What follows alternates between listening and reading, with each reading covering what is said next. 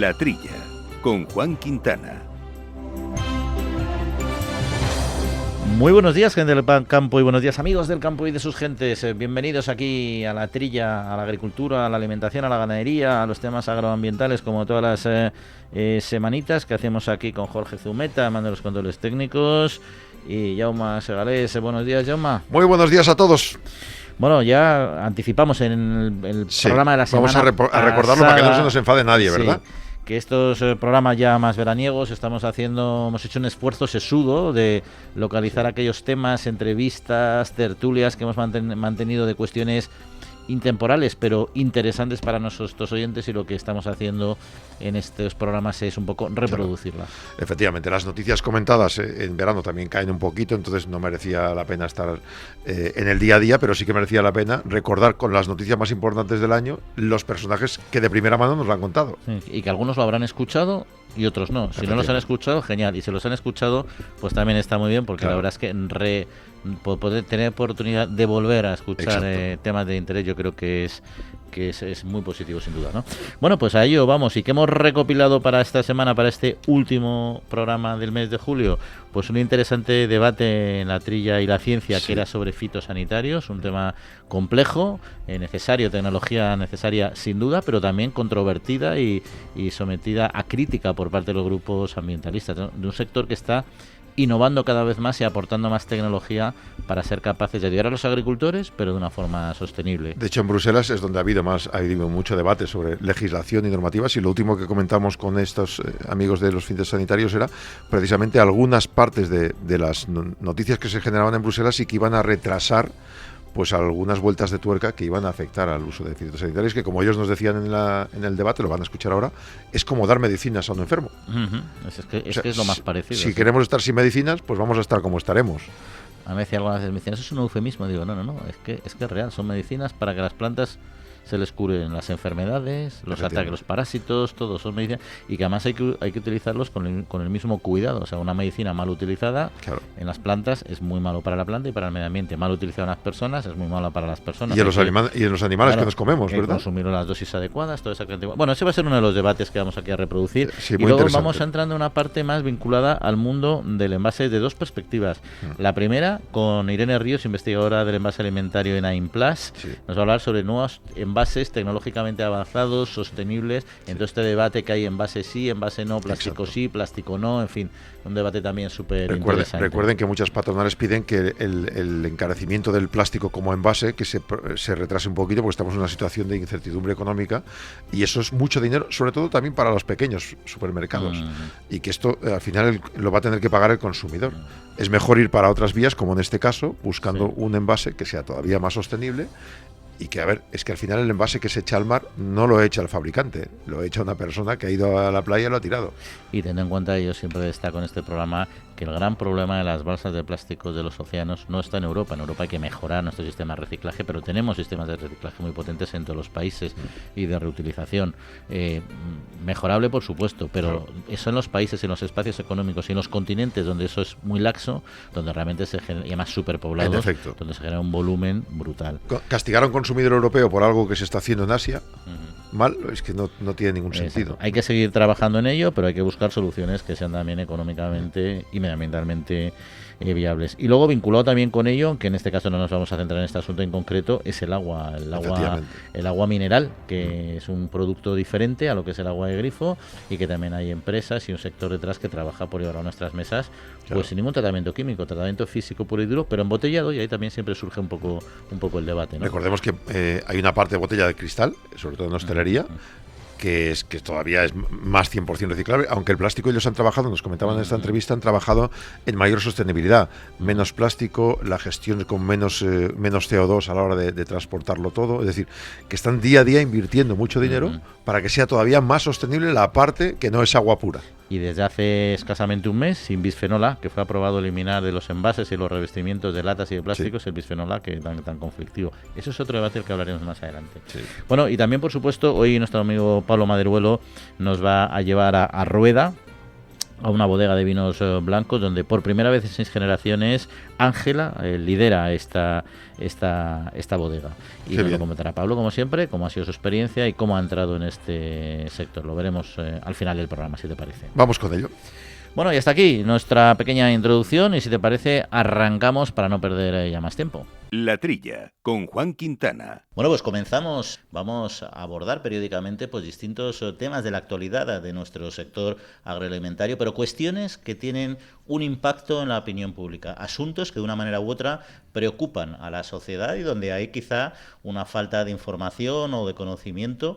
Y hoy en concreto nos vamos a centrar en un tema que es el de los fitosanitarios. Para los que no lo conocen puede parecer complicado, pero no, vais a ver que nos interesa mucho. Son los también llamados pesticidas, que es quizá un nombre peyorativo derivado de la traducción de pesticides del anglosajón, o como dice la industria, que yo creo que lo define muy bien, los medicamentos, medicinas para las plantas. En todo caso, en este debate contamos con compañero de micrófonos José Luis Alonso Prados, que es doctor ingeniero agrónomo, investigador y director de la Unidad de Productos Fitosanitarios de Linía. José Luis, buenos días. Hola, buenos días a todos y muchas gracias por la invitación a participar en este podcast que me parece de lo más interesante, esta divulgación que estáis haciendo. Bueno, porque además el tema de los fitosanitarios, o sea, yo creo que la mera palabra fitosanitario ya en sí mismo asusta un poco, ¿no? Yo creo que lo usamos mucho a nivel técnico, pero yo creo que el ciudadano oye más hablar de pesticidas, aunque eso me parece quizá que tiene una connotación muy peyorativa y quizá no debiera tenerla, ¿no? Sí, quizá el término que más asusta es el de pesticida y como has dicho yo creo que es una traducción o una mala traducción del anglosajón pesticide. A mí me gusta más hablar de fitosanitario, que aúna las dos palabras, fito, que es planta, y sanitario, que es salud. Al final son productos que nos sirven para mantener la salud de nuestros cultivos y mantener las producciones.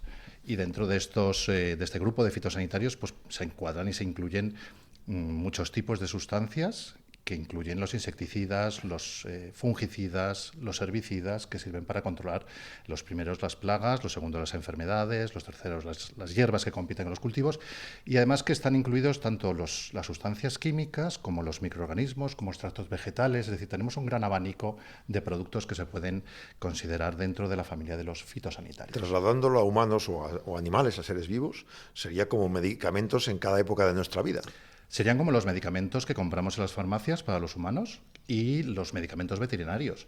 Es decir, y además que estos productos, tanto los medicamentos para humanos como los veterinarios, también están regulados, al igual que lo están los fitosanitarios. Y detrás de la puesta en el mercado hay una evaluación, tanto una evaluación científica y una evaluación de riesgo.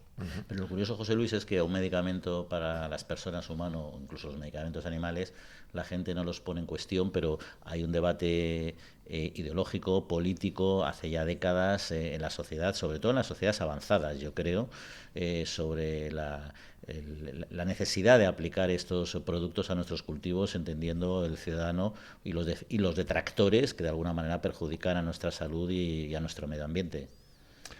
Bien, en realidad, cuando se pone un producto fitosanitario en el mercado, lo que tenemos que pensar la sociedad es que detrás de esa puesta en el mercado ha habido un gran trabajo de desarrollo, por la parte de la industria, un desarrollo de esta sustancia y de este producto, y después una evaluación de riesgo, tanto para la salud humana como para el medio ambiente. Esta evaluación de riesgo la realizan equipos científicos y equipos de personal tecnólogo con amplio conocimiento, que están en distintas agencias evaluadoras, y a nivel europeo tenemos la Autoridad de Seguridad Alimentaria Europea, que está pues llevando todo este proceso de evaluación de las sustancias y de las sustancias activas a nivel europeo. Y cuando un producto fitosanitario se aplica y se utiliza de acuerdo a la etiqueta que está aprobado, no existe un riesgo para salud humana y para el medio ambiente, porque la exigencia es muy alta. Hablaba usted de los controles. ¿El proceso cómo es? ¿Cuánto tiempo se suele tardar? ¿Quién investiga? ¿Quién dice, ok, esto está bien? ¿Empieza la FDA, luego sigue Europa, o es distinto esto? La FDA es en Estados Unidos y en Europa son pues un procedimiento regulado por un reglamento, y están implicados los Estados miembros y la Autoridad de Seguridad Alimentaria Europea. Hay dos fases. La primera es una fase que es la aprobación de la sustancia a nivel europeo, que ahí es donde está participando la EFSA principalmente, y los Estados miembros, y ahí para una aprobación de una sustancia se suele tardar desde que nos presentan el expediente hasta que la comisión toma una decisión del entorno a 2 años y medio de evaluación. Después viene la evaluación de los productos que contienen esa sustancia, porque un producto fitosanitario, igual que los medicamentos, contiene un producto que es el activo y luego tiene los coformulantes. A nivel europeo se aprueba la sustancia, a nivel nacional se autorizan los usos de los productos fitosanitarios. Y entonces, bueno, pues después la evaluación y autorización de ese producto fitosanitario también lleva un tiempo que suele ser un año de evaluación y de coordinación con los Estados miembros para, bueno, pues intercambiar opiniones, etcétera, etcétera. ¿Y por qué crees que hay? Porque los detractores de los fitosanitarios muchas veces ante los informes, las opiniones científicas de la EFSA, que muchas veces defienden que son no inocuos, pero que el balance de riesgo, digamos, es favorable desde una perspectiva medioambiental y de salud, lo que dicen es que no se fían de la EFSA. Se fían, incluso yo he oído decir en muchas ocasiones, no, es que claro, los informes no los hace la EFSA, los hacen las industrias, entonces claro, o sea, ¿por qué la gente no se fía de la EFSA? A ver, los informes los realizan los Estados miembros y la EFSA, el informe de evaluación. Lo que sí es cierto es que la industria, la empresa que quiere aprobar esa sustancia, tiene que presentar un dossier muy completo de estudios científicos, que son estudios realizados con unos protocolos internacionalmente aceptados, con unos criterios de calidad, buenas prácticas de laboratorio y con todos los certificados de calidad. Los distintos Estados miembros que participamos en la evaluación evaluamos esos estudios científicos. Se pueden solicitar datos adicionales todos los que queramos. Siempre existe la posibilidad de ir solicitando datos adicionales si se tienen dudas y para aclarar los estudios. Y bueno, pues son estudios realizados con unos protocolos que han sido internacionalmente discutidos y aceptados. Son protocolos de la OCDE. Entonces, bueno, sí en realidad lo realizan laboratorios que están contratados por la industria, pero nos presentan unos estudios que vienen totalmente detallados, tanto la metodología que han seguido como todos los resultados, con todos los resultados originales y después toda la evaluación de esos resultados e incluso nosotros lo que realizamos es una reevaluación muchas veces de esos resultados que nos están presentando para ver si las conclusiones a las que llega la industria son las mismas que las que llegamos nosotros. A raíz de esto que comentabas, bueno, pues ahora está el reglamento de transparencia, que lo que se intenta hacer es hacer un proceso todavía más transparente para que se vea por una parte lo que ha presentado la industria y por otra parte lo que se está evaluando y lo que se ha evaluado y cuál es la opinión tanto del Estado miembro ponente como de la EFSA. Porque es que además realmente yo lo que vería inabordable, o sea, dado... Porque ahora sí me gustaría que nos lo explicaras un poquito, pero los costes que supone la investigación, el descubrir nuevas moléculas, poner nuevos productos en el mercado, si todo eso tuviera que hacerlo directamente, molécula a molécula, con las cientos y miles de moléculas que se investigan al año, la función pública, Bruselas, los estados, sería, yo creo, la parálisis total del avance, o no total o casi total, es una opinión, no sé cómo... Sí, yo creo que eso es inabordable, es decir, que es un coste muy alto. Eso, el dato yo no lo tengo, cuánto cuesta poner una sustancia o un producto al mercado, lo podrá dar mejor cualquier persona de la industria, pero es un coste muy alto porque, bueno, pues tienen que realizar un proceso de screening, de búsqueda de esas sustancias que pueden tener un efecto fitosanitario, pero además luego tienen que ver que esas sustancias cumplen con los requisitos tanto sanitarios para la salud humana como para el medio ambiente. Claro. Entonces siempre en el proceso de búsqueda de estas sustancias pues se quedan muchas por el camino. Muchas posibilidades o muchas sustancias que son potencialmente fitosanitarios se quedan en el camino pues, ¿no? Pues porque tienen propiedades que podemos decir pues genotóxicas, carcinogénicas, tóxicas para la reproducción, que esas no entran no van a entrar en el mercado. O sea que cuando nosotros nos comemos algo en casa, realmente eso no tiene peligro. ¿Qué ha hecho eso en la planta y cómo se ha controlado que eso lo hace bien en la planta? Bueno, pues eso estamos hablando de los residuos que quedan en los productos vegetales, una vez que hemos tratado el cultivo. Sí. Esos residuos, lo primero, bueno, pues tenemos que pensar que el residuo cero no existe. Eso obviamente no existe. Pero previamente a eso, a que se ponga en el mercado, ¿no? Lo que se hace es un estudio para ver cómo la sustancia que se aplica se metaboliza en la planta. ¿Qué proceso va a producirse en la planta si hay una transformación? Para identificar el residuo que va a aparecer en el tomate, en la manzana, en la pera, porque puede ser o la sustancia activa o cualquier producto de degradación, porque la sustancia, igual que cuando nosotros nos tomamos un medicamento, metabolizamos ese medicamento y entonces, bueno, pues se puede haber, el residuo que pueda aparecer es distinto. Entonces, una vez que hemos identificado ese residuo, lo que se hacen son ensayos de residuos para ver qué cantidad queda. Y esos ensayos se realizan siguiendo la buena práctica agrícola que llamamos buena práctica agrícola crítica. ¿Cuál es? Bueno, pues la que tiene la dosis máxima, el número de aplicaciones máximo que se va a registrar, el tiempo entre las aplicaciones mínimo y el plazo de seguridad, que es desde la última aplicación hasta la cosecha, más corto. Entonces, Con ese peor caso se mira qué residuo, se analiza qué residuo queda y se evalúa el riesgo para el consumidor. Al final, la evaluación de riesgo consiste en una comparación entre la exposición y la peligrosidad. Sí, claro. Aplicar un factor de seguridad. Entonces, aquí lo que se hace es, tenemos unos ensayos de residuos que nos dan un nivel de residuo que ponderamos siempre al alza y después lo comparamos con la toxicología. Lo comparamos no el residuo, sino lo que vamos a ingerir de ese residuo. Y lo que utilizamos son todas las dietas europeas de los Estados miembros, más dietas de la FAO y de la Organización Mundial de la Salud. Entonces se hace una evaluación de riesgo crónica, es decir, si estamos ingiriendo todos nuestros productos vegetales que ingerimos al día tratados con esa sustancia y con esos límites que se han establecido, y luego la aguda, que la aguda es si tenemos un corto periodo de tiempo en nuestro año en el que ingerimos solamente ese producto vegetal. Exacto. Imaginémonos, por ejemplo, cerezas o fresas, que son como es el máximo de lo que puedas, muy y estacionales, tensando ¿no? mucho la cuerda de Claro. que ya en el campo Claro. se ha puesto el máximo, ¿no? Claro, entonces yo estoy tomando fresas en el momento en el que porque es la única fruta, Sí. es una fruta que me gusta Y mucho. la como entonces, todo el día. cuando llega ese momento, desde enero, empiezo a consumir fresas y es lo único que consumo. Bueno, pues eso también está evaluado. Ese consumo agudo en un momento determinado del año también se evalúa si existe algún riesgo. Si no existe ningún riesgo para el consumidor es cuando se aprueba el límite máximo de los residuos y cuando se puede aprobar la sustancia. Entonces, bueno, O sea, seguridad tenemos plena, vamos. una seguridad y además es que son límites establecidos a nivel europeo y están ponderados al alza, con lo cual hay bastante margen de seguridad. Pero bueno, en cualquier caso, la agricultura ecológica o la producción ecológica, en la producción ecológica también se utilizan fitosanitarios. Vale. Hay una serie de fitosanitarios que primero se registran como fitosanitario y luego se autorizan en producción ecológica. Entonces, la producción ecológica utiliza fitosanitarios. ¿Qué tipo de fitosanitarios utiliza? Bueno, pues aquellos que son menos o los que se ha determinado que no perjudican el medio ambiente, etcétera. Tienen que cumplir unas sulfato de cobre es un clásico, ¿no? Para eco, los entonces hongos, tienen que cumplir una serie de requisitos, pero lo que hay que saber es que se utilizan fitosanitarios en la producción ecológica, un tipo específico de fitosanitarios. El que sea más saludable una producción, o sea, una fruta o una hortaliza en producción ecológica o en otra porque tiene unos tratamientos o no, a ver, los tratamientos en producción, vamos a llamar convencional, son seguros para el consumidor, no se hace una evaluación de riesgo, con lo cual para la salud humana no existe ningún riesgo.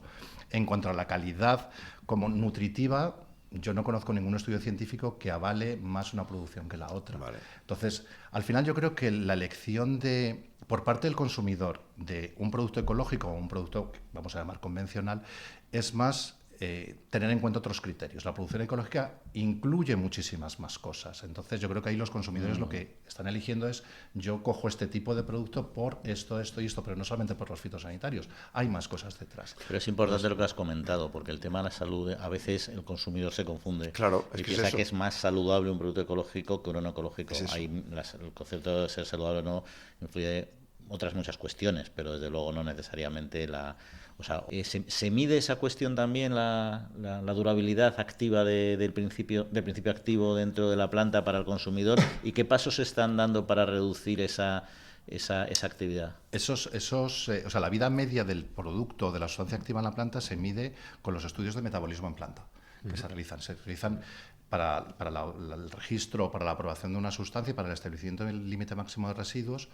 En función de los usos que vaya a tener esa sustancia, se presentan diferentes estudios de metabolismo en distintos grupos de plantas, como pueden ser plantas de fruto, plantas de hoja, que van a hacer la producción de hortalizas de hoja, por ejemplo, tubérculos, cereales. Entonces, son estudios que son complicados porque hay que hacerlos con la sustancia radiomarcada, con objeto de seguir esa degradación de la sustancia activa. Y se mide se miran tanto las rutas de degradación, es decir, los productos que se van a originar, como el tiempo que tarda en desaparecer la sustancia activa. Porque yo entiendo que además de para la salud también, aunque no es el tema que hoy nos ocupa, que nos estamos centrando en salud, para el medio ambiente es importante. Sí, se tiende cada vez más a sustancias menos persistentes, obviamente, tanto en suelo como en agua, y todo eso va a afectar también a la durabilidad de la sustancia en las plantas. Una duda que igual meto la pata. Hablando de esto que estáis contando, ¿hay diferencia entre si una verdura la vas a tomar fresca o hervida o si una fruta la vas a tomar en zumo o entera a la hora de calcular la durabilidad? Eso es otro de los estudios que se hacen a la hora de establecer los límites máximos de residuos. Es el procesamiento que va a recibir ese producto vegetal una vez que lo he cosechado. Sí. Entonces, En esos estudios también se mira el residuo que queda, por ejemplo, en las naranjas, se ve el residuo que queda en la pulpa. Exacto. Y en la piel, porque piel. muchas veces en la piel de las frutas se acumula más el residuo que, claro, en la pulpa. Entonces se mide el residuo tanto en la pulpa como en la piel. E incluso en los zumos o en la pulpa que queda después de extraer el zumo, también. ¿Por qué? Porque pueden producirse, se puede producir o bien la concentración o la dilución de ese residuo. Y en cuanto a la cocción y demás, pues también se hace otro tipo de estudios, que es procesos industriales, como puede ser cuando se destinan a hacer mermeladas, o cuando se esterilizan, se pasteurizan los productos vegetales. Todo eso también se hacen estudios para ver si cambia la naturaleza del residuo, es decir, si el residuo que tenemos al final, que es la sustancia activa, se ha transformado en otro, o si se ha concentrado y se ha diluido, que lo tenemos que tener en cuenta a la hora de hacer la evaluación de riesgo para el consumidor. Yo creo que ya se activó un mito, que es el que pensar que un producto obtenido por la agricultura convencional es menos saludable que uno obtenido por la agricultura ecológica, por el hecho de ser tratado con fines sanitarios. O sea, que sea saludable o no depende de eso. Pero vamos a ir a otro, que viene con lo que estabais comentando. ¿Y cuánta gente dice, yo pero la fruta porque todos los problemas los tengo en la piel, los problemas de toxicidad, de tal y de cual? Yo entiendo por lo que has dicho que eso es, ¿hasta qué punto eso no es cierto? A ver, el pelar la fruta, es decir, el residuo muchas veces se queda depende también del tipo de piel del fruto que estamos hablando. El de los cítricos es una piel que es más seria, con lo cual sí que tiende a acumular algunos fitosanitarios. Pero esa no te la comes en general. Claro, esa no te la comes, pero la puedes utilizar para otras cosas, como es la mermelada que está bien buena. Que está bien buena, porque la de mermelada de naranja. El pelado de la fruta, pues es una práctica habitual. Sí. Es una práctica habitual y que se puede hacer, pero cuando se calcula el límite máximo de residuos se hace con el fruto completo. Entonces estamos incluyendo el residuo que queda en la piel. Si se elimina a la hora de consumirlo, pues mucho mejor, porque estoy eliminando una parte de la fruta donde puede quedarse acumulado ese residuo. Pero la evaluación de riesgo que se hace es con el residuo en el fruto completo. Y todo ese límite máximo de residuos del que habláis, en cualquiera de los casos, sería infinitesimalmente inferior a cualquier cosa que nos pudiera afectar a nosotros, ¿no? El límite máximo de residuos, primero es un límite que es legal. Sí, pero quiero decir que ese límite legal, en ningún caso, ni hinchándote a comer fruta a toda la familia, podría afectar a nadie. Cuando se establece a nivel europeo, se ha seguido la evaluación de riesgo para el consumidor y se ha visto que no hay riesgo ni crónico ni agudo, con ese límite que se ha establecido. Sí, y en algunos casos está establecido el límite de detección, o sea, un nivel muy bajo. Casi cero. Casi cero. Yo no puedo hablar de residuo cero porque ese no existe. No existe. Pero ¿qué es lo que dices? Que al final es importante, yo creo que eso aclararlo también, que los LMRs, que se habla tanto de ellos, es un límite comercial. O sea, no quiere decir que por encima de ese límite ya no sea saludable. Es un límite comercial y eso es importante entenderlo. Que cuando salen a veces las listas, ya ha habido tanto, un 0%, un 0,5% de las pruebas han dado positivo. O sea, han superado los límites. No quiere decir que quien se haya comido esa fruta. Riesgo. Y lo que sí hay que decir es que cuando hay una sustancia que se detecta que sí que es peligrosa para la salud humana en la Unión Europea y no se aprueba, los límites máximos de residuos se bajan. Es decir, y entonces los productos autorizados de esa sustancia que no se ha aprobado se retiran del mercado. Con lo cual, imagino que cada producto nuevo que sale todavía supera a los anteriores en cuanto a todos estos parámetros, ¿no? Un fitosanitario nuevo que esté saliendo ahora será mucho mejor que el que hace 5 años estaba en venta, en principio. Hombre, normalmente la industria va mejorando cada vez más y se va adaptando a los requisitos que establecen. Y yo tengo que decir que son unos requisitos muy estrictos, tanto de salud humana como de medio ambiente. Los requisitos europeos son estándares muy altos, muy elevados, con lo cual sí que es cierto que las nuevas moléculas que van saliendo sí que se van adaptando cada vez más a esos requisitos, con lo cual, bueno, pues ha dicho usted europeos. O sea, que yo me puedo comer una fruta de otro país de fuera de Europa y entonces no estoy teniendo en cuenta esos valores. He dicho los europeos porque son los que mejor conozco. No, cuando viene una fruta importada en la Unión Europea, tiene que cumplir esos límites máximos de residuos europeos. Bien. Es decir, los límites máximos de residuos europeos son para la producción interna y para la producción externa. Vale. Otra cosa, entiendo yo, es cómo lo hayan tratado, de qué manera se haya tratado ese cultivo en otro país, porque creo que yo pregunto, tú mides esos límites me imagino que por sondeo, o sea, por partidas, en lo que entra en. Claro, están los controles en frontera. Los controles en frontera. Vale, y otra duda que me queda, José Luis, siempre cuando hablamos en estos debates y en otros muchos de nuestro sector agroalimentario, donde entra también la parte medioambiental mucho en cuestión, etcétera, hay como una lucha entre los que justifican con informes de la EFSA, estudios científicos, tal, que pues en este caso, por ejemplo, que no son malos para la salud los fitosanitarios utilizados adecuadamente, y los que dicen que no, que hay estudios de otros científicos que dicen que sí que lo son, eso hay mucho. Entonces, ¿cómo un ciudadano normal, al final, que está investigando y leyendo, puede saber que lo que dice un doctor de una universidad, por poner un caso, es realmente una información acreditada, validada por la comunidad científica o no? Porque al final, digamos, doctores tiene las universidades tiene la iglesia. y la ciencia no te acredita claro, por el mero hecho de ser doctor tus afirmaciones, entiendo, ¿no? Efectivamente, vamos a ver, cualquier afirmación científica tiene que estar avalada por la comunidad científica, tiene que haber seguido una revisión pues interpares, una revisión por otros científicos con objeto de ser publicada. Lo primero que hay que ver es cómo se ha hecho esa publicación, no sé si se ha publicado en una revista científica. Es muy importante ver de qué se está hablando, de qué sustancia se está hablando. Es decir, muchas veces cuando coges una publicación científica se habla de un producto fitosanitario y no de la sustancia en sí. Los productos fitosanitarios tienen la sustancia y los coformulantes. Con lo cual esos efectos que se están midiendo, bueno, pues muchas veces se debe a esa combinación entonces no es la sustancia en sí. ¿Qué ocurre? Que también hay que ver la dosis que se está aplicando en esos estudios. Bueno, pues son muchos de los factores. El riesgo existe, obviamente, porque estamos hablando de sustancias que, bueno, que no son, por así decirlo, inocuas. Se tiende a tener cada vez sustancias en el mercado menos peligrosas. Obviamente, por eso decía que los estándares de seguridad en la Unión Europea son muy altos. Y ahora estamos revisando, todos los temas de la disrupción endocrina se están revisando ahora de muchas sustancias con nuevos estándares que se están teniendo en cuenta. Es decir, que hay que considerar muchos factores cuando uno mira una publicación científica. Hay que ver, o sea, lo que pasa que ocurre que al final el titular es el titular. Claro, es que al final entonces el titular es el que aparece en prensa, el que aparece en todos los medios de comunicación y todos los medios de difusión que tenemos ahora, y obviamente, bueno, pues hay algunas afirmaciones que alertan. Bueno, pues esperamos que les haya sido de utilidad este rato tan agradable que hemos pasado con José Luis Prados, que ya conocen, doctor ingeniero agrónomo, investigador y director de la Unidad de Productos Fitosanitarios de Linía, y que ahora conozcan un poquito más lo que son estos elementos tan necesarios para la alimentación en una sociedad moderna. José Luis, pues muchísimas gracias. Muchas gracias a vosotros y encantado de haber compartido este tiempo con hasta todos la vosotros. siguiente, que seguiremos hablando de otras cuestiones. A vuestra disposición.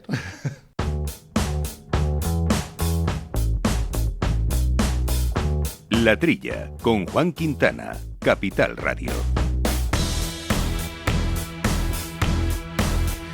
Bueno, pues la investigación realizada por AIMPLAS, el Instituto Tecnológico del Plástico, en el proyecto europeo BioRangepack, ha sido galardonada con la cuarta edición de los reconocimientos GoWatch organizados por el Pacto Mundial de la ONU, España, en colaboración con la Fundación Rafael del Pino. En concreto, el proyecto ha sido premiado por su contribución al segundo objetivo de ese, Hambre Cero, gracias al desarrollo de recubrimientos activos para los cítricos, elaborados a partir de residuos de la pulpa de la propia fruta. Bueno, pues de ello vamos a hablar con una de las investigadoras principales, investigadora en envase alimentario de AIMPLAS, Irene Ríos. Irene, muy buenos días. Hola, buenos días, ¿qué tal? Bueno, para entender, primero enhorabuena, porque este tipo de avances siempre son muy interesantes desde muchas perspectivas que vamos a ver ahora, ¿no? Pero para entender un poquito desde la perspectiva nuestra y del oyente, ¿qué se entiende como recubrimiento activo? Sí, pues al final lo que es un recubrimiento activo, en este caso para cítricos, pues es un tipo de recubrimiento que se aplica a la superficie de estas frutas, como el caso de las naranjas, para poder prolongar su vida útil y mantener así la calidad durante todo el almacenamiento y todo su transporte. Entonces, al final, pues estos recubrimientos pues están diseñados no para interactuar de una manera directa y activa con la fruta, ¿no? Pues para proporcionar beneficios como que se reduzca pues la pérdida de agua, ¿no? O que se conserve su frescura e incluso el sabor. ¿Y esto es lo que muchas veces he oído mencionar o llamar como envases inteligentes, o son cosas diferentes? No, son cosas diferentes. El envase activo, ¿no?, es este que incorpora algún compuesto activo, como es en este caso, que incorpora un compuesto activo que se ha desarrollado a partir de la valorización del propio residuo de la fruta, como la piel, ¿no?, o la pulpa, que se puede desechar a la fabricación de zumos. y que este se introduce e interactúa con el propio producto, alargando esa vida. Y luego el envase inteligente pues lleva ya algún componente pues electrónico o algún sensor, ¿no?, que registra algún tipo de información. Por ejemplo, te da datos sobre la frescura, sobre la temperatura, la humedad. Y en este caso concreto, utilizando estos compuestos, estos residuos, ¿es muy costoso de realizar para una superficie más o menos grande? No, dependiendo, a ver, al final no, depende del tipo de las materias primas que utilices. Al final es un poco dependiendo de por dónde vayas, pero en nuestro caso no tendría el por qué. ¿Y esta investigación que ha sido premiada, en qué fase está actualmente? ¿Ha sido transferido ya al mercado? ¿Todavía no? Pues de momento aún no se ha transferido al mercado. Estamos aún acabando de hacer las últimas validaciones porque este proyecto acaba ya en septiembre de este año. Entonces aún queda un poquito, pero nada, después de eso pues ya nuestra idea, evidentemente, con todos los proyectos que vamos a tener en Plus, nuestra idea es siempre no llegar a mercado. Irene, ¿hay alguna forma sencilla de que nos expliques cómo se produce este envase? Ya sabemos que está elaborado a partir de residuos de pulpa, pero el proceso es comprensible para nosotros, por ejemplo.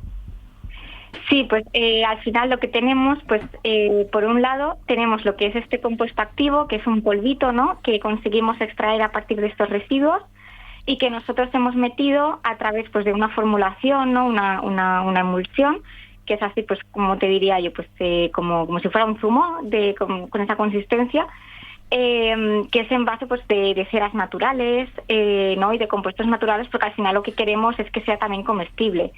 Y mezclamos estos dos componentes y lo aplicamos directamente sobre la naranja. O luego también lo podemos aplicar sobre un sustrato papel que envuelva esta naranja. Entonces tenemos esas dos vertientes en este proyecto. Pero entonces, ¿este envase va a ser siempre comestible? Es decir, hay que comérselo, o se puede comer, o no necesariamente. No necesariamente. O sea, lo que hemos hecho es que, por ejemplo, pues sea comestible. Es decir, pues en este caso, a lo mejor lo que es la naranja, no, la piel no te la comes. Pero a lo mejor se podría aplicar a otro tipo de frutas, como el caso de las manzanas, pues sí, o incluso si rayas la naranja para hacer un bizcocho, pues bueno, te puedes quedar tranquilo de que no lleva un recubrimiento plástico, sino que es un recubrimiento natural que es apto para alimentación. Se me está ocurriendo, no sé si meto la pata, pero aplicaciones para la hostelería. O sea, los chefs estos estrella Michelin, que utilizan muchos elementos para creaciones nuevas, con este recubrimiento comestible podrían crear incluso trampantojos de naranja, ¿no? Sí, por ejemplo. Sí, no, más además luego esas cuestiones, aparte de todo, es que venden, o sea, que están bien, claro. Porque cualquier alimento realmente que surja a través y que además ayuda a reducir los residuos, pues la verdad es que es interesante y aumentar la vida útil, ¿no? ¿Hasta qué nivel puede reducir las pérdidas y alargar esta vida útil, por ejemplo? Sí, pues en este proyecto se está llegando a un objetivo de reducir hasta un 30% las pérdidas que se producen por cosecha, y alargar la vida útil entre unos 40 o 50 días en el caso de las naranjas. Y luego también pues reducir hasta un 80%, ¿no?, esos residuos que se generaban, ¿no?, pues como la piel o la pulpa, ¿no?, aprovechar hasta un 80%. ¿Y para otras frutas y hortalizas es transferible este avance? Sí, estamos probando con limones y nuestra idea luego siguiente pues es pasar a otra tipología de frutas, ¿no?, como el caso, por ejemplo, pues de las manzanas que había comentado, sí. Y luego me imagino que de alguna manera para desarrollar esta investigación habréis colaborado con organizaciones pues de citricultores, personas del sector, ¿no? ¿Cómo ven ellos este avance? ¿Cómo lo perciben? Porque a veces el sector dice, bueno, esto es la investigación que se inventa cosas raras, pero yo esto no lo voy a hacer ni de casualidad o esto no me encaja. Claro, ¿no? Al final lo que es el proyecto está formado por un consorcio de 14 socios de distintos países, y aquí pues contamos con los países productores de cítricos de la región mediterránea, como Italia, ¿no?, los principales exportadores como Turquía, y hasta, por ejemplo, pues productores de cítricos hasta del norte de África, que están en expansión, como Argelia y Túnez. Y la verdad que todos lo vemos, ¿no?, como un proyecto, ¿no?, desafiante, pero que al final, por todo el tema de la circularidad y por todo el tema de esta agenda de 2030 de sostenibilidad, pues lo vemos con mucha ambición. Y la verdad que hay mucho llamamiento en el mercado, ¿no?, por encontrar este tipo de soluciones. ¿En qué estado están ahora mismo? O sea, se ha descubierto, se ha aprobado, ahora hay que llevarlo, digamos, a la práctica, como dice Juan, al sector. ¿Están también trabajando estas 14 socios con empresas para llevarlo adelante? ¿Ya se está en este proceso? De momento sí que tenemos alguna empresa en el consorcio, pero de momento estamos primero acabando de validar, ¿no?, para luego ya poder llegar a ese paso, ¿no?, e intentar luego llegar a mercado. Uh-huh. Muy bien, y Irene Ríos, investigadora de AIMPLAS, pues muchísimas gracias por acercarnos estos avances. Estaremos esperando a que salgan. Por ahora no nos vamos a comer ningún envase ni nada por el estilo. Bueno, vete a saber. Bueno, si hay hambre nos comemos de todo, pero pero vamos, falta. No lo recomendamos desde los mejor eso que el papel, Está bien. Sí. Bueno, Irene, pues muchísimas gracias y enhorabuena por este premio y por el avance. Un saludo. Hasta luego. La Trilla, con Juan Quintana, Capital Radio.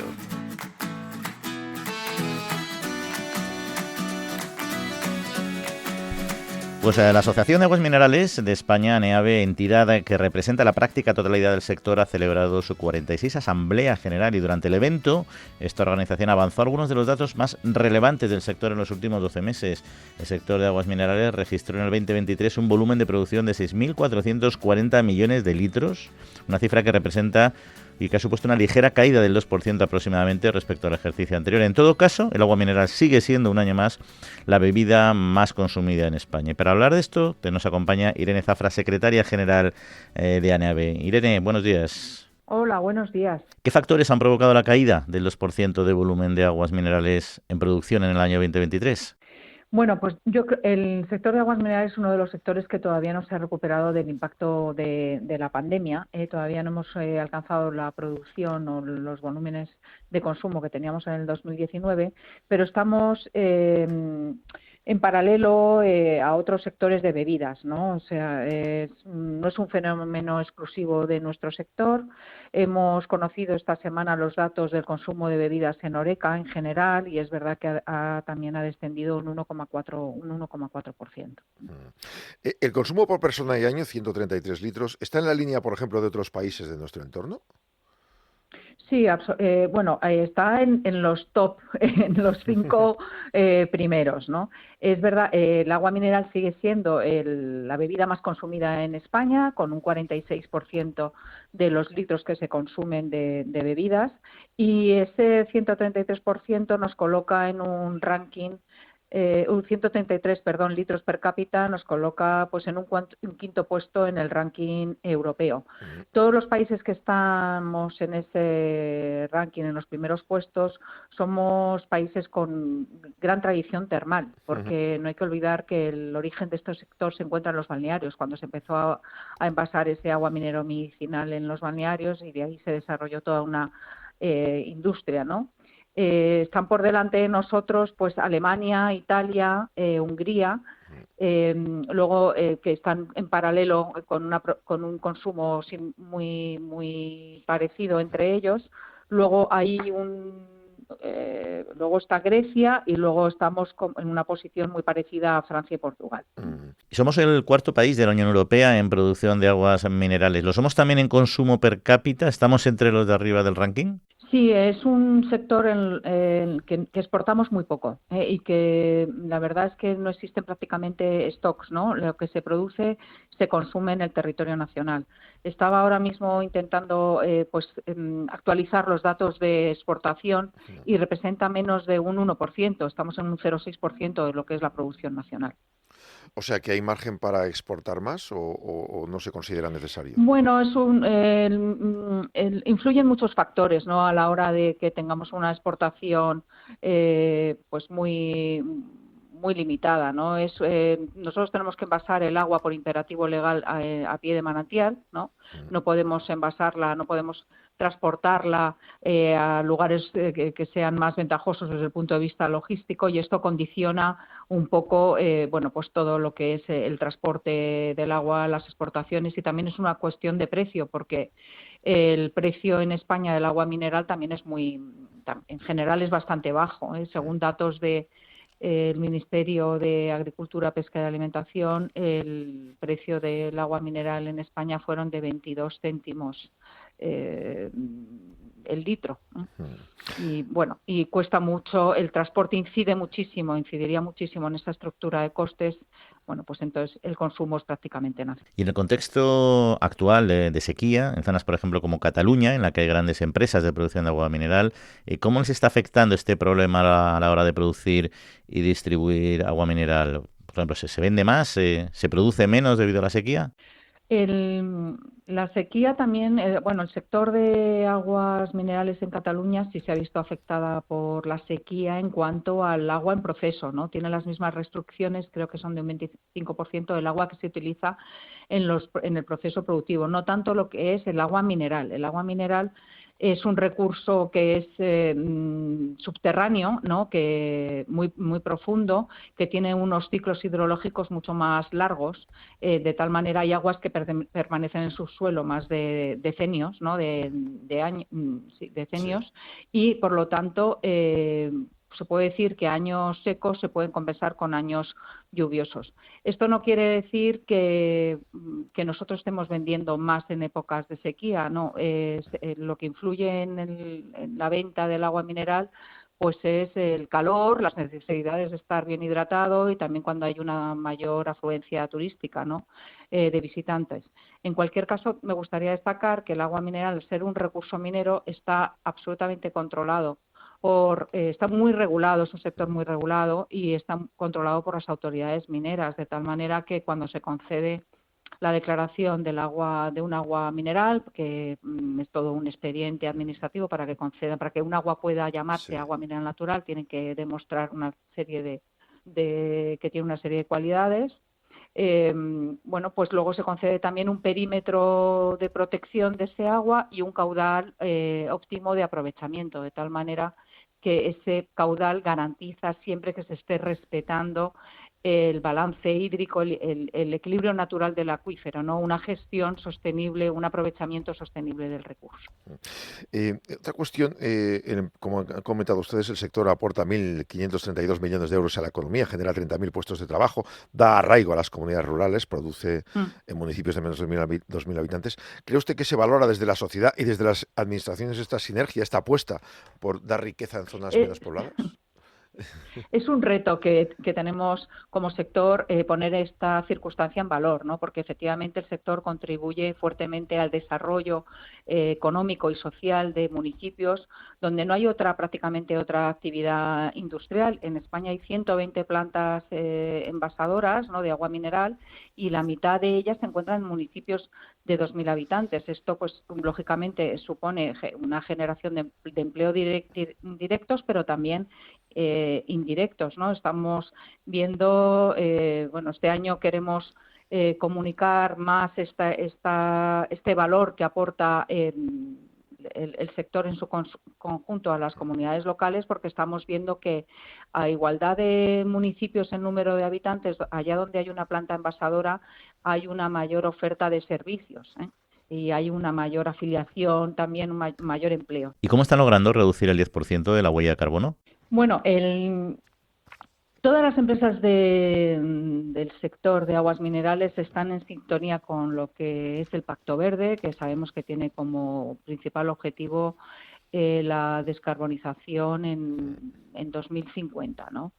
Entonces, desde hace tiempo ya se está trabajando con este reto y lo estamos consiguiendo fundamentalmente a través de un ahorro energético. En los últimos años se ha reducido un 17% del ahorro del consumo de energía y también en el uso de energías renovables. El 97% de la energía que utiliza el sector es de origen renovable. Y además, pues también existe un objetivo en el transporte, ¿no? El 20% de los vehículos de la flota comercial ya son híbridos o eléctricos y en algunos casos, en algunas empresas, este porcentaje se eleva hasta el 85%. Doña Irene, aportan el conocimiento a la plataforma Iniciativa Española Empresa y Biodiversidad. ¿En qué aspectos se aporta conocimiento para mejorar la biodiversidad? ¿Qué es lo que más les reclaman a ustedes? Sí. Bueno, yo creo que el sector de aguas minerales tiene muchísimo que aportar en biodiversidad.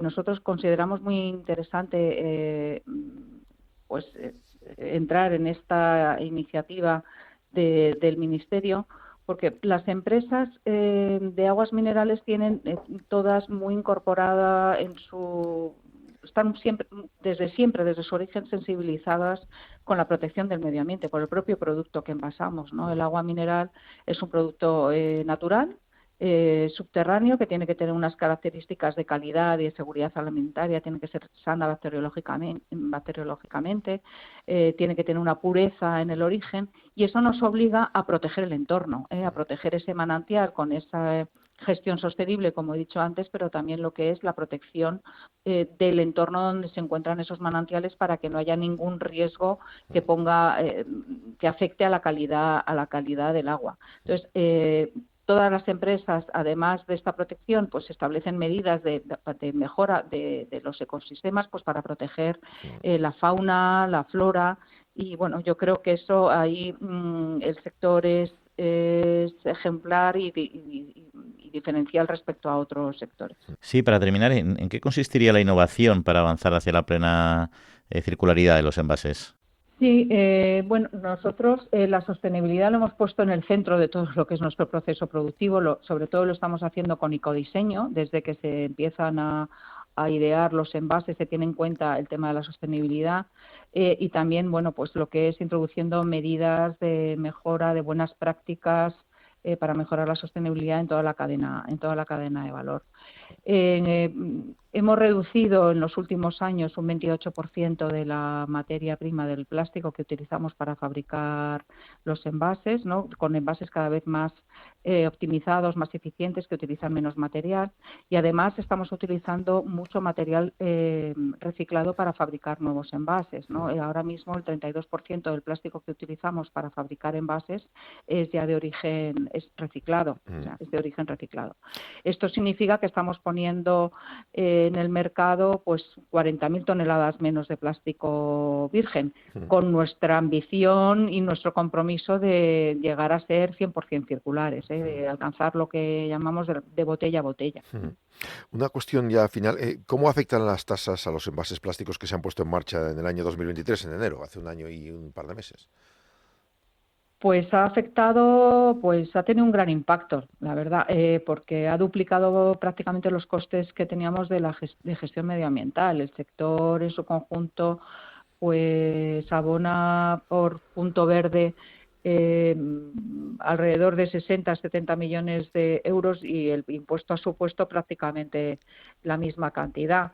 Además, esto hay que añadirlo a otros costes que ha tenido el sector como consecuencia de, bueno, pues de la guerra de Ucrania, la inflación de costes que hemos tenido, pero lo que sí quiero señalar es que todo este incremento de nuestros costes no ha sido trasladado al consumidor, ha sido asumido en gran parte por nuestras empresas. Irene Zafra, secretaria general de ANEAVE, pues muchas gracias por atendernos y buenos días. Muchas gracias a ustedes. Adiós. El 90% de los consumidores demanda que se les informe del tipo de agua que le van a servir en un restaurante y también y sobre todo cuánto van a pagar por ella. Sí, es una encuesta nacional realizada por Metroscopia, la citamos un día aquí también. El Instituto de Investigación Agua y Salud analiza la percepción y preferencias de los consumidores en algunos aspectos, calidad, seguridad alimentaria y la información que recibe cuando la consume en la hostelería. Dice el doctor Luis Gutiérrez Serantes, miembro de este comité científico del Instituto de Investigación Agua y Salud, que muchas veces se genera confusión sobre qué tipo de agua se está ofreciendo al consumidor y lo que van a pagar por ella, y por eso hay que informar. Actualmente los restaurantes pueden ofrecer agua mineral natural, agua de grifo servida en jarra o vaso, o agua de grifo filtrada por el propio establecimiento, que se sirve en botella de vidrio normalmente, con el nombre del restaurante. En este último caso, puede parecer agua mineral, induciendo la confusión del consumidor. Y ahí es donde uno de cada 6 consumidores, solo uno de cada 6 es consciente de que lo que le están ofreciendo no es agua mineral, sino agua de grifo filtrada. Y por tanto quieren saber que se les explique eso, y también también si se les va a cobrar o no por ello y cuánto se les va a cobrar. Desde el punto de vista de calidad y seguridad alimentaria, el 83% de españoles reconoce la calidad y seguridad de las aguas minerales y el 75% señala que esta les genera más confianza en cuanto a este tipo de seguridad alimentaria. Pues efectivamente lo que piden los consumidores en este aspecto es que se les informe y se les explique exactamente qué tipo de agua es y sobre todo ese agua, si es mineral, que además se ha envasado a pie de manantial con todas las garantías, tiene la composición de minerales, las propiedades saludables que permanecen constantes y se hacen 300 análisis diarios desde la industria para que el agua mineral llegue al consumidor tal y como se extrae a pie de manantial. En el caso del agua de grifo son aguas superficiales de orígenes diversos, embalses, ríos, desalinizadoras y hay que ser tratada químicamente. Por tanto es bueno, como dice el doctor Gutiérrez Serantes, esta encuesta que demuestra que muchos, la mayoría de los consumidores piden que el restaurante o el bar les explique qué tipo de agua les sirve y si se le va a cobrar por ella. ¿Y qué puedes elegir al final? Porque yo quiero agua mineral, la pido. ¿Que quiero agua filtrada? La pido. ¿Que me la van a cobrar por estar filtrada? Fenomenal. Si entra dentro de un precio razonable, pues como cualquier cosa, como te cobran el pan, pues te lo cobran el servicio de mesa y lo pagas si te interesa. Pero si no la quieres filtrada, porque es un agua que te gusta de la zona en la que estás, diciendo, no, a mí ponmela sin filtrar.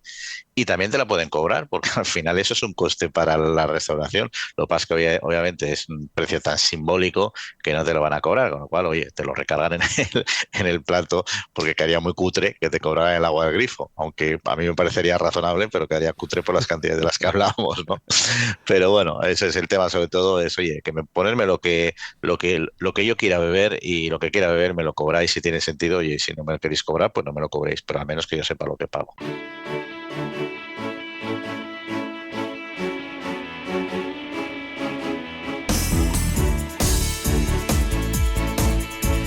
Bueno, y seguimos aquí hablando de campo en Capital Radio y entramos en nuestro espacio de la España medio llena con querido amigo Pablo Maderuelo, que hoy nos va a llevar a Rueda, a Valladolid. Y si hablamos de Rueda, pues todo el mundo imaginará que vamos a hablar de vinos y de vinos blancos, básicamente. Claro, ¿no? a ver, Valladolid, Rueda, vino.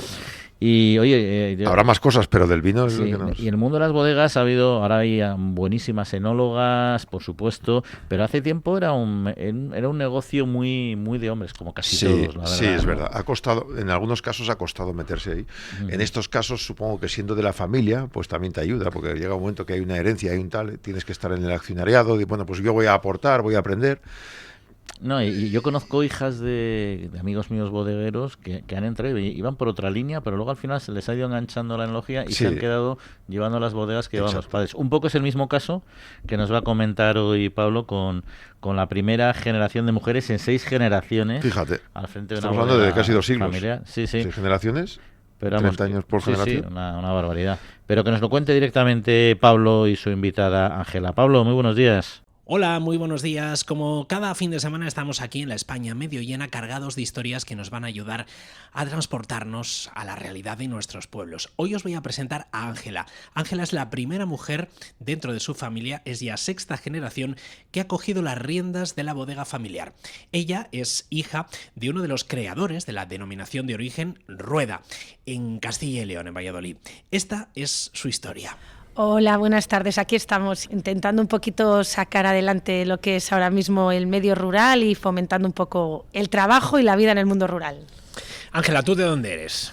Bueno, yo soy de un pueblo de Valladolid llamado Pozaldez, muy cerquita de Medina del Campo y perteneciente a la denominación de origen Rueda. Para mí, yo siempre digo con mucho orgullo que soy hija de Félix Lorenzo Cachazo, uno de los fundadores de la denominación de origen Rueda, y más bien, como dice mi hermano, más que fundador, fueron visionarios, porque hoy en día todos conocemos Rueda, todos conocemos la variedad Verdejo, pero esos visionarios fueron los que empezaron y trabajaron duro en una época que fue el año 80, en el cual la variedad Verdejo era desconocida y el consumo de vino blanco era residual. Entonces, para esos fueron los grandes guerreros para ser lo que somos ahora Rueda. El caso es que tú has vivido el vino desde tu infancia, has crecido entre viñas.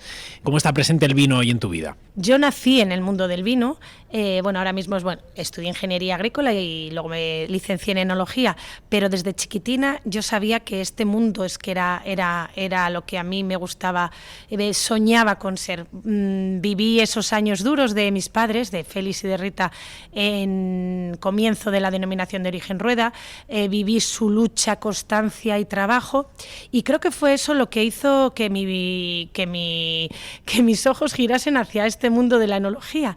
Mis juegos de pequeña suenan un poco así, pero es verdad que yo en Pozaldez yo jugaba entre viñas, majuelos, que era antes, ahora todos lo llamamos viñedo, pero eran los majuelos, bodegas subterráneas, me subía a las cajas de vino, o sea, mis juegos hacía pócimas mágicas en el laboratorio que tenían todos pequeñitos de mi padre. Entonces, es verdad que creo que soy afortunada como enóloga de decir que es que yo viví y nací en ese mundo, o sea, desde pequeñita me apasionaba este mundo del vino. Y de hecho has sido la primera generación de mujeres en tu familia que se ha puesto al frente de la bodega, ¿no? Así es, en estos momentos mi hermano y yo somos sexta generación de una familia dedicada al mundo del vino y mi padre siempre lo dice con mucho orgullo, que bueno, que es que soy la primera, como dicen, en estudiar la carrera relacionada o los estudios relacionados con el mundo del vino y luego la primera mujer en elaborar vinos. Bueno, es verdad que como digo yo y se ríen, creo que las mujeres somos mucho más intuitivas, catamos mucho mejor que los hombres. Entonces, al final, bueno, es una cosa que al final te llena de orgullo el decir la primera mujer en la familia en elaborar vinos. Has abierto camino también dentro de tu propia empresa porque también hay mucha presencia de mujeres, ¿no? Todos los departamentos están liderados por mujeres, desde el departamento de exportación, administración, contabilidad, parte técnica, que además somos 2 enólogas, no una, somos 2 enólogas, tema de producción y comercialización. Creo que solamente, bueno, pues tenemos la figura, el encargado de bodega, que es una figura masculina, pero el resto de departamentos están liderados por mujeres. Y aparte, somos más mujeres que hombres ahora mismo en la bodega. Por poquito, pero sí que el número de mujeres supera al de hombres en nuestra empresa. Hemos hablado del pasado de los vinos de Rueda, con ese inicio de la denominación, del presente, que eres tú, que son esos vinos. Me gustaría preguntarte finalmente por el futuro. El cambio climático, el calentamiento, el aumento de la temperatura cada vez hace un poquito más difícil la labor de la agricultura por 1.000 millones de razones en las que no tenemos ahora tiempo de entrar, pero me quería despedir de ti o quería que me hablaras un poquito de cómo estáis haciendo frente a todas estas vicisitudes, a todos estos retos derivados pues de este cambio de tiempo que tenemos en el vino. Pues a ver, principalmente todo se resume en que al final las elaboraciones y las vendimias son mucho más tempranas. Siempre recuerdo que mi padre, en la época de sus elaboraciones, ellos vendimiaban en el Puente del Pilar, siempre dicen, por el 12 de octubre, es cuando se recogía la uva verdejo. Ahora mismo estamos hablando que en Rueda se empieza a vendimiar a finales de agosto. Es verdad que se vendimia primero la variedad más temprana, que es la Sauvignon Blanc, pero la variedad verdejo, aquella variedad en la cual mi padre vendimiaba en octubre, la estoy vendimiando a primeros de septiembre.